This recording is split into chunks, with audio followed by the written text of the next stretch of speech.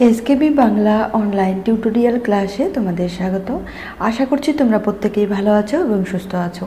SLST, MSc, PSC তার সঙ্গে নবম থেকে দ্বাদশ শ্রেণীর ছাত্রছাত্রীদের জন্য আমাদের এই চ্যানেল থেকে বিভিন্ন ধরনের ক্লাস দেওয়া হয়ে থাকে।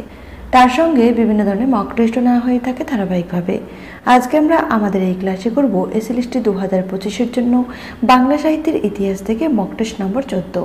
এর আগে আমাদের এই চ্যানেলে বাংলা সাহিত্যের ইতিহাস থেকে মক টেস্ট 1 থেকে 13 পর্যন্ত ধারাবাহিকভাবে হয়ে গেছে।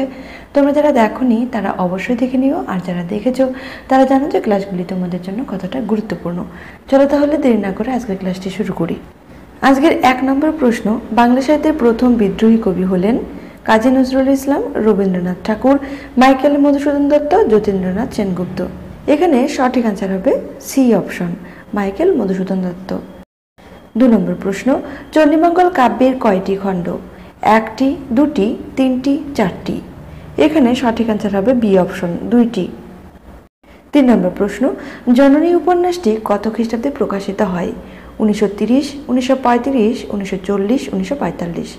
এখানে সঠিক অ্যান্সার হবে বি অপশন, 1935। প্রত্যেকটি প্রশ্নই কিন্তু এখানে খুবই গুরুত্বপূর্ণ। 4 নম্বর প্রশ্ন, আত্মঘাতের ডায়েরি কোন পত্রিকায় প্রকাশিত হয়? বাঁশরী, বঙ্গবাণী, বিচিত্রা, পরিচয়। সঠিক অ্যান্সার হবে এ অপশন, বাঁশরী পত্রিকা। 5 নম্বর প্রশ্ন, গোবিন্দ দাস কবিরাজ প্রথম জীবনে কোন ধর্মে বিশ্বাসী ছিলেন? শাক্ত, বৈষ্ণব, শৈব, ব্রহ্ম। এখানে সঠিক অ্যান্সার হবে সি অপশন, শৈব। 6 নম্বর প্রশ্ন, বিরহ নাটকটির রচয়িতা কে? দ্বিজেন্দ্রলাল রায়, অমৃতলাল বসু, গিরিশচন্দ্র ঘোষ, রবীন্দ্রনাথ ঠাকুর। এখানে সঠিক অ্যান্সার হবে এ অপশন, দ্বিজেন্দ্রলাল রায়। 7 নম্বর প্রশ্ন, কালান্তর উপন্যাসটির রচয়িতা কে? রবীন্দ্রনাথ ঠাকুর, তারাশঙ্কর বন্দ্যোপাধ্যায়, বিভূতিভূষণ বন্দ্যোপাধ্যায়।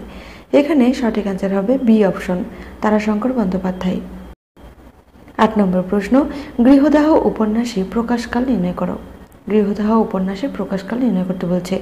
1920, 1921, 1922, 1923। এখানে সঠিক অ্যান্সার হবে এ অপশন, 1920। 9 নম্বর প্রশ্ন, পোস্টমাস্টার গল্পটি কোন পত্রিকায় প্রকাশিত হয়? প্রবাসী, হিতবাদী, সবুজপত্র, ভারতী। এখানে সঠিক অ্যান্সার হবে বি অপশন, হিতবাদী পত্রিকায়। 10 নম্বর প্রশ্ন, ধর্মমঙ্গল কাব্যকে জাতীয় মহাকাব্যকে বলেছেন? সুকুমার সেন, রাধাকান্ত দেব, সুনীতি কুমার চট্টোপাধ্যায়, ঈশ্বর গুপ্ত। সঠিক অ্যান্সার হবে সি অপশন, সুনীতি কুমার চট্টোপাধ্যায়। পরের প্রশ্নে যাওয়ার আগে আর একটা গুরুত্বপূর্ণ তথ্য তোমাদের বলি। আমাদের এই চ্যানেলে দেখবে প্লে লিস্ট করা রয়েছে তোমাদের এসএলএসটি নবম দশম শ্রেণী বিশেষ করে যে পুরো সিলেবাসটা রয়েছে, সাহিত্যের ইতিহাস বলো, কোনি বলো, প্রফেসর শঙ্কু বলো, প্রত্যেকটি অংশ কিন্তু ধরে ধরে আলোচনা করা আছে এবং প্রশ্ন উত্তরও কিন্তু সেখানে দেওয়া রয়েছে। বিশেষ করে সাহিত্যের ইতিহাসের সমস্ত ডিটেলস ক্লাস কিন্তু রয়েছে, তোমরা সেখানে গিয়ে দেখে নিতে পারো। সেই ইংরেজি সাহিত্যের ইতিহাস থেকেই হোক বা বাংলা সাহিত্যের ইতিহাস থেকেই হোক, প্রত্যেকটি ক্লাসই ধরে ধরে করে দেওয়া রয়েছে। আর প্রত্যেকটি ক্লাস থেকে মক টেস্টও নেওয়া হয়েছে, সেখানে কিন্তু প্লে লিস্ট করা রয়েছে, তোমরা সেখানে গিয়ে দেখে নিতে পারো। 11 নম্বর প্রশ্ন, শাক্ত সঙ্গীতের পথিকৃৎ কোন কবিকে বলা হয়? কমলাকান্ত ভট্টাচার্য, রামপ্রসাদ সেন, মানিক দত্ত, কানাহরি দত্ত। এখানে সঠিক আনসার হবে বি অপশন, রামপ্রসাদ সেন।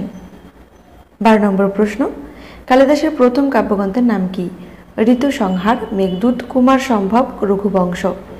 এখানে সঠিক আনসার হবে এ অপশন, ঋতু সংহার। 13 নম্বর প্রশ্ন, মেঘনাদবধ কাব্যটির প্রকাশকাল নির্ণয় করো। 1860, 1861, 1862, 1866। এখানে সঠিক আনসার হবে বি অপশন, 1861। 14 নম্বর প্রশ্ন, সবিতা কার রচিত কাব্যগ্রন্থ? সত্যেন্দ্রনাথ দত্ত, রবীন্দ্রনাথ ঠাকুর, বিষ্ণু দে, শক্তি চট্টোপাধ্যায়। এখানে সঠিক আনসার হবে এই অপশন, সত্যেন্দ্রনাথ দত্ত। 15 নম্বর প্রশ্ন, মানুষের ধর্ম প্রবন্ধটির প্রকাশকাল নির্ণয় করো। 1930, 1931, 1932, 1933। এখানে সঠিক আনসার হবে ডি অপশন, 1933। 16 নম্বর প্রশ্ন, প্রফুল্ল কোন শ্রেণীর নাটক? ঐতিহাসিক, সামাজিক, পৌরাণিক, পারিবারিক। সঠিক আনসার হবে বি অপশন, সামাজিক নাটক। 17 নম্বর প্রশ্ন, 1084 মা কত খ্রিস্টাব্দে প্রকাশিত হয়? 1874, 1875, 1876, 1877। এখানে সঠিক আনসার হবে এই অপশন, 1874। 18 নম্বর প্রশ্ন, বাতায়নিকের পত্র কার রচনা? রবীন্দ্রনাথ ঠাকুর, প্রমথ চৌধুরী, ঈশ্বরচন্দ্র বিদ্যাসাগর, কাজী নজরুল ইসলাম। এখানে সঠিক আনসার হবে এই অপশন, রবীন্দ্রনাথ ঠাকুর। 19 নম্বর প্রশ্ন, নীলদর্পণ নাটকটি প্রকাশকাল নির্ণয় করো। 1859, 1860, 1861, 1866। এখানে সঠিক আনসার হবে বি অপশন 1860। 20 নম্বর প্রশ্ন, রবীন্দ্রনাথ ঠাকুরের কাব্যগ্রন্থের সংখ্যা কত? 55টি, 46টি, 56টি, 57টি। এখানে সঠিক আনসার হবে সি অপশন 56টি। 21 নম্বর প্রশ্ন, কাজী নজরুল ইসলামের বিদ্রোহী কবিতা কোন পত্রিকায় প্রকাশিত হয়? প্রবাসী, ভারতী, বিজলি, বঙ্গদর্শন। সঠিক আনসার হবে সি অপশন বিজলি পত্রিকা। 22 নম্বর প্রশ্ন, মালিনী নাটকটির রচয়িতা কে? রবীন্দ্রনাথ ঠাকুর, গিরিশচন্দ্র ঘোষ, দ্বিজেন্দ্রলাল রায়, দীনবন্ধু মিত্র। এখানে সঠিক আনসার হবে এ অপশন রবীন্দ্রনাথ ঠাকুর।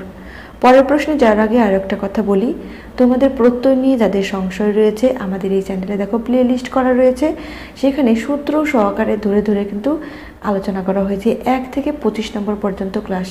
তোমরা সেখানে গিয়ে দেখে নিতে পারো। আশা করি ক্লাসগুলি দেখলে প্রত্যয় সম্পর্কে আর তোমাদের কোনো সংশয় থাকবে না। কারণ আসন্ন এসএলএসটি যে হবে সেখান থেকে মিনিমাম 1টি প্রশ্ন তো পাবেই, সেখানে 4 থেকে 5টি প্রশ্নও কিন্তু তোমরা পেতে পারো। 23 নম্বর প্রশ্ন, শ্রীহট্টের করিমগঞ্জে জন্ম হয় সৈয়দ মুজতবা আলীর, কাজী নজরুল ইসলামের, সত্যেন্দ্রনাথ দত্তের, স্বামী বিবেকানন্দের। এখানে সঠিক আনসার হবে এ অপশন সৈয়দ মুজতবা আলীর। 24 নম্বর প্রশ্ন, শ্রীকৃষ্ণ কীর্তন কাব্যের প্রথম পদে কার কথা ব্যক্ত হয়েছে?